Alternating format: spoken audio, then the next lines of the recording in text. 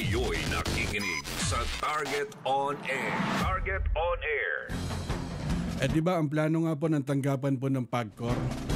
Pinag-aaralan po nila na planong ibalik na po yung isabong. Kasi malaki po pumapasok po sa gobyerno. Dahil ilang manggagawa, kumbaga nung huling makausap natin, ang tanggapan po ng DOLE, nasa 24,000, tama ba, na empleyado na maapektuhan doon po sa totally ban pagpapasarado po ng POGO. Ngayon, nagsagawa po ng Congress hearing mga kaibigan at pinangunahan po ni House of Representative at Deputy Speaker David Suarez na bakit hindi natin ibalik ay yung isabong, kumbaga hayaan po natin ang mamuno ang tanggapan po ng PCSO. Ito, nasa linya ng ating komunikasyon ang chairman ng PCSO na si Sir Felix Reyes. Sir Felix, magandang hapon po. Magandang hapon din kasamang Rex at sa iyong napakaraming taga-subaybay na iyong programa. At Chairman, anong reaksyon ng PCSO dahil nagsagawa po ng pagdinig po sa Kongreso sa pangunguna po ni House Deputy Speaker David Suarez na ang plano nila ibalik ang isabong at pamunuan ng PCSO. Ito po ba'y kaya kung sakali? Kanina nga po ay nagkaroon po ng budget briefing, at sa pagtatanong nga po ni Congressman J.J. Suarez po ng Quezon, ay binanggit nga po niya ang kawalan ng malaking revenue dulot ng pagbaban sa mga POGO. Apa. At binanggit din niya nga na yun ang mga proliferation ng illegal online sabong ay nandito pa rin. So kanyang itinanong sa PCSO Apa. na kung sakali ba hindi naman yung online, ito ba ay pwedeng hawakan ng PCSO. Ang akin po naging kasagutan, kung ito po ay talagang online, ibigay po natin sa PAGCOR. Apa. Ngayon kung ito naman po yung remote cockfighting, ang sabi ko naman po, wala pong malinaw na batas na nagbibigay ng mandato sa alinmang opisina na siya pong humawak ng tungkol po sa sabong. Apa. Ngayon po siguro ay mabuti ring nasuriin kung sino siguro marahil ang may higit na kakayanan pagdating po sa remote cockfighting. So nabanggit ko po siguro ay i-consider nila ang PCSO na kami ay mayroong sapat na karanasan Apa. sa yan pong pagtanggap po ng mga taya dito po sa mga permanent betting station. Sapagkat mayroon na po kaming loto outlet. Opo, ay ganyan po marahil naman ang magiging lakad kung yung pong ang pagtaya po ay sa pamamagitan po ng OCBS o ICBS. Apo. So yun po ang naging takbo po ng aming usapan kanina sa Kongreso po. Apo, at Chairman, siguro napakarami ng hinahawakan ng online games ang tanggapan po ng PAGCOR. At diba dito nga nagsulputan dun sa mga cellphone, mga apps, na iba't ibang apps na online gambling, siguro mas malinaw pa sa sikat ng araw, pinag-aralan ng Kongreso na kung sakali ang PCSO ang mamuno, ito bang OCBS, kumbaga magkakaroon po siya ng limit ng oras, yung 10 a.m. to 2 a.m. po ba? Halimbawa, ganun po magiging takbo niya kung sakali ibalik po dun sa OCBS? Alam ko po na mayroon pagpaplano na kung bumalik man kahit ito ay OCBS o ICBS, Apa. ito po ay on a limited hours. Ang tingin ko po ay dapat daw po maximum is 12 to 14 hours. Apa. At yung kumbaga yung nawala sa kita ng gobyerno 7 billion dito sa POGO, kumbaga kayang i-recover kung sakaling ibabalik dun sa OCBS, dun sa online cockfighting? Ang akin pong iniisip dyan, kung talagang ang papayagan na lang ay remote cockfighting, siyempre po, ito pong mga provider ay ima-maximize po ang pagpapatayo po ng mga OCBS at saka ng ICBS. Apa. At tingin ko naman po sa pagkakahilig ng ating mga kababayan sa libangan na sabong, ako po ay naniniwala na baka yung pong nawala na revenue sa POGO ay baka po sa kalaunan ay kaya rin pong makamit pagka po ibabalik po ang remote cockfighting at yun nga pong off-cockpit betting o in-cockpit betting. Apo, halimbawa, paano po magiging betting po nun? Wala na po sa cellphone para lang po mas malinaw dun sa mga nakikinig sa atin. Kumbaga, hindi po maganda naging implikasyon dun sa mga bata. Pagka po yung ICBS o CBS doon po sa mga restaurant, doon po sa mga area, doon lang po siya pwedeng ilagay. Tapos may mga age, no, edad na pwedeng tumaya o pumasok po?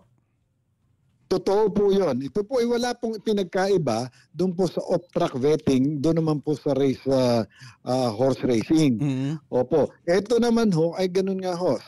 Kung gusto niyo tumaya at manood, pupunta ho kayo sa betting station. Apa? Hindi ho kagaya ng online na you can view, you can bet using your cellphone. Kaya ho dito ay wala hong ang mga minor, wala hong access sa minor, wala hong access sa OFW. Apa? So tanging ang mga pupunta lamang sa betting station na kung saan ho ang mga minor ay hindi ho pahihintulutan.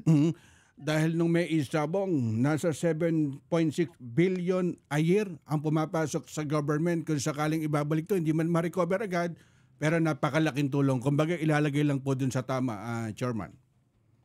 Kagaya nga po ng sinabi po ni Congressman J.J. Suarez, ay kung magpapatuloy ang mga proliferation of illegal online sabong na wala naman pong kinikita ang gobyerno, ay yun nga po, we might as well allow the remote cockfighting with OCBS o ICBS at kikita po ang gobyerno na at saka hindi naman ho yung online na masyado ho talagang nakakaperwisyo lalo higit sa ating pong mga kabataan. At ang kagandahan po nito, Chairman, kumbaga maraming palaro ang PCSO ng online betting at napakadali lang po yung platform po dito.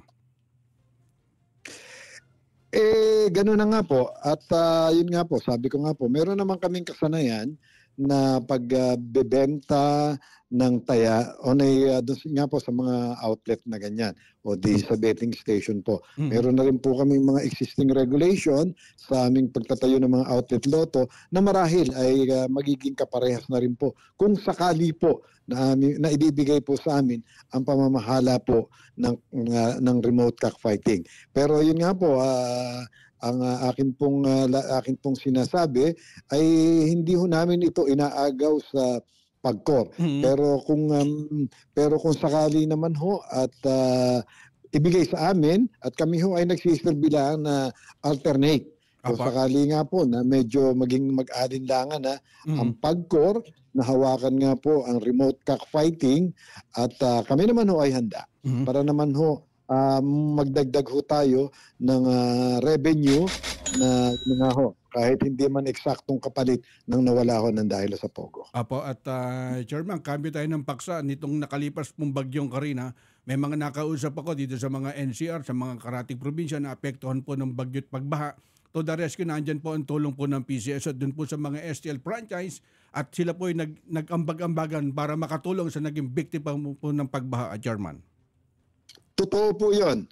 Kami po ay kaagad na nagpadala ng tulong sa ilang syudad natin dito sa NCR at ganoon po sa ating pong mga kalapit probinsya. At ganoon din po sa mga malalayong probinsya sa pamamagitan po ng ating pong mga authorized ST operator at yun naman po ay bahagi doon sa tinatawag na corporate social responsibility.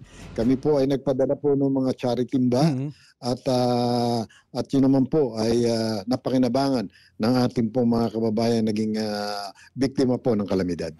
Okay, salamat po Chairman Felix Reyes ng PCSO. Chairman, salamat po sa oras. Maraming salamat din, Karex.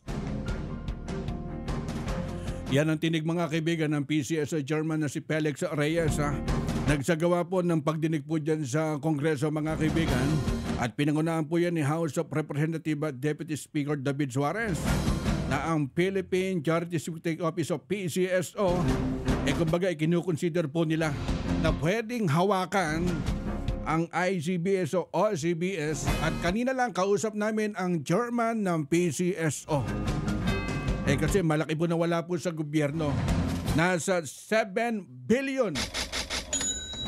Kesa nga naman po Pogo. Ba't hindi po ibalik po yung OCBS? Ang kagandaan po dun sa OCBS, ilalagay po yan dun po sa mga restaurant. Siyempre, number 1, malayo po yan sa simbahan. Malayo po yan sa eskwelahan. At magkakaroon po ng limit po yan, kumbaga yung oras Hindi ako nagkakamali, 10 a.m. to 2 a.m. Kumbaga mayroon din siyang kung ilang fight. At malaki po ipapasok po sa government. Kesa naman po yung mga illegal. Diba na mga online, dito ka na, gobyerno ang unang makikinabang. Bakit ka mo? Diba, sabi ko nga sa inyo, 400 million monthly ang pumapasok. Anong meron pang online? Tapos 7.6 billion a year. Ang kagandahan po nito, wala na po makakapaglarong bata. Hindi na po para malulong po yung mga OFW. Gagawin po yung OCBS, yung Off-Cack Betting Station. Kumbaga, pupunta ka dun sa mga merong parang sa karera ng kabayo, mga OTB. Ito naman po, OCBS. Dahil pinag-aaralan na po yan ng PAGCOR. Ang Kongreso naman mga kaibigan, sa punto po ni Congressman J. David Suarez, mukhang kayang pamunuan po ng PCSO. Antabay po tayo ha.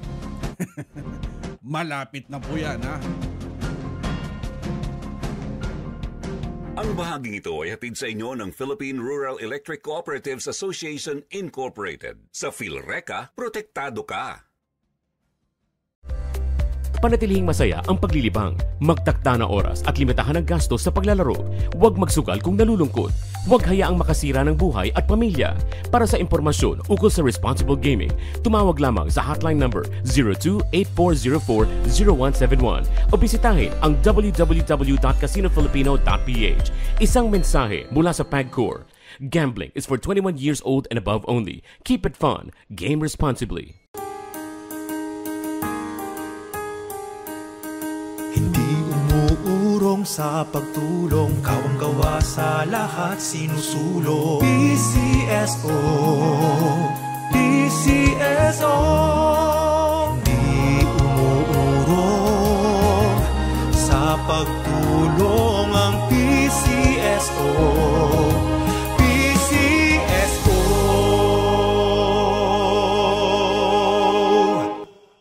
Oras hatid sa inyo ng Grand 88 Gaming Corporation.